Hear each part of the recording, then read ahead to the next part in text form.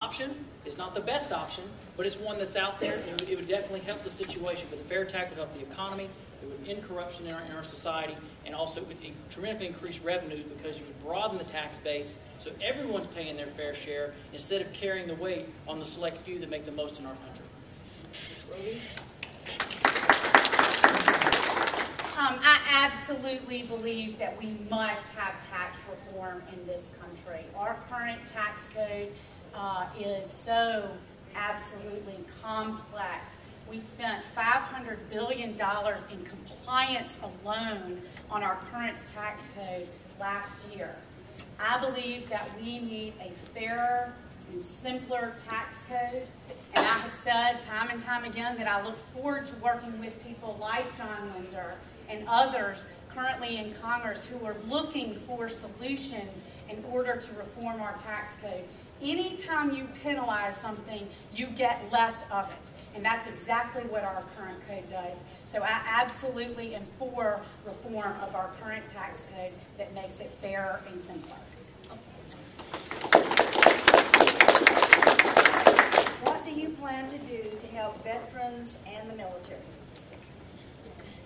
I'd like to take a minute. I'm sorry, I'm leaning in my notebook because I want to direct you. I'm really excited about this, and I ran out of time in my earlier speech, but I'm excited to announce, and you can go to my website, martharoby.com, where we have put together a Veterans Advisory Committee. And there are some really wonderful people who have dedicated their lives to serving our country that have agreed to serve on this committee to help inform me and others about issues that are so very important to our veterans. And let me just say this, we have made promises that we have not kept to our veterans. And it is so very important that we send people to represent us in Congress that are willing to keep the promises that have been made. There is no greater sacrifice than what our veterans have done. We wouldn't be standing up here right now running for public office if it weren't for the sacrifices of those who have served in our military and gone before us and fought for the very freedoms that we enjoy right now. So when I tell you that I am very committed to the issues related to our veterans, I am very committed to the issues related to our veterans, and I've surrounded myself by people who understand those issues and can articulate them to me and educate me in a way that will help me fight for you in the U.S. Congress. Naturally, being a veteran myself is another driving force on why I got in this race. And she's right, we have a lot of problems throughout it, and especially in this district.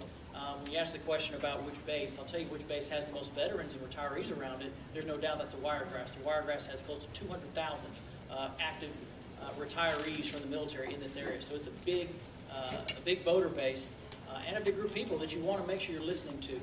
2 months ago, I put out what I called a VA Action Initiative, because what I heard from people as I was traveling throughout the district was how much Bobby Bright was delivering lip service, but not delivering any results. Right? We have claims that are being denied. We've got people that are dying before they're able to get their benefits from Agent Orange exposure. It just seems like we just keep kind of kicking the can down the road so we don't have to pay out benefits and waiting for these good folks to die off instead of getting the money they deserve and the benefits they deserve. You've got spouses that are being left behind. You've got the VA hospital itself that has some things that need to be addressed.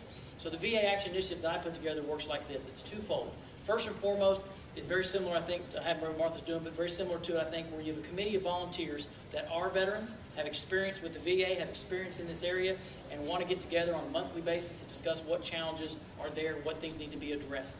Beyond that, I plan on having very specific paid staff, minimum of 2, that, again, have deep experience in working with the VA in this area, and that way I have a group of collective feedback as well as an action team to go and actually accomplish something that I can put my congressional weight behind to start making things happen. So whether that's a delayed case that keeps getting kicked out, records that are disappearing, all this stuff has a step-up process, if you will, that I'm in control of and I can get the right information to act upon. And as a veteran, I'll tell you, in the family of veterans in my family, my dad retired from the Marine Corps, my brother served 3 tours in Iraq.